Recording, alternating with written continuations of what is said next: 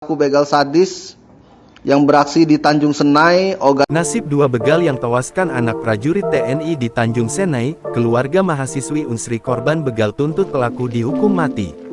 Polisi menangkap dua begal yang menewaskan Naswa Keiza Safira, 19 mahasiswi Universitas Sriwijaya, Sumatera Selatan. Kedua pelaku bernama Herli Diansyah, 36, warga Gelumbang, Muara Enim, dan Nopriandi, 27, warga Kecamatan Lembak, Muara Enim. Dari tangan kedua pelaku, polisi mengamankan sejumlah barang bukti, di antaranya senjata api rakitan jenis revolver. Kini keduanya masih menjalani pemeriksaan. Sementara itu, keluarga Naswa Keiza Safira mahasiswi Unsri menuntut pelaku begal di Tanjung Senai yang telah menewaskan putrinya dihukum mati. Pakar hukum dari Universitas Muhammadiyah Palembang UMP, Dr. H. Darmadi Jufri, SH, MH, C.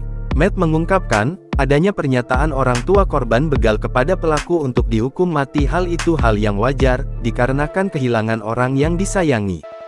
Jadi hal yang sangat wajar orang tua dari korban itu, menuntut ke aparat hukum terhadap pelaku yang telah ditangkap, untuk dihukum seberat-beratnya, berupa hukuman mati dan hak itu hak yang sangat wajar, kata Darmadi, Rabu, tanggal 7 Februari tahun 2024.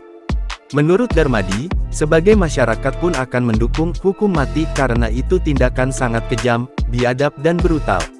Namun di sisi lain kita akan melihat bagaimana proses hukum itu akan berjalan hingga diputus hakim. Diberitakan sebelumnya, Naswa dibegal oleh dua orang di Tanjung Senai di Indralaya, Ogan Ilir, Sumsel, Sabtu tanggal 3 Februari tahun 2024 sekitar pukul 0.30.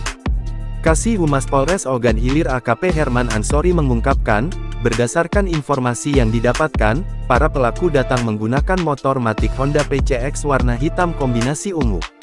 Kedua pelaku menggunakan hoodie warna hitam yang menutupi kepala dan memakai masker.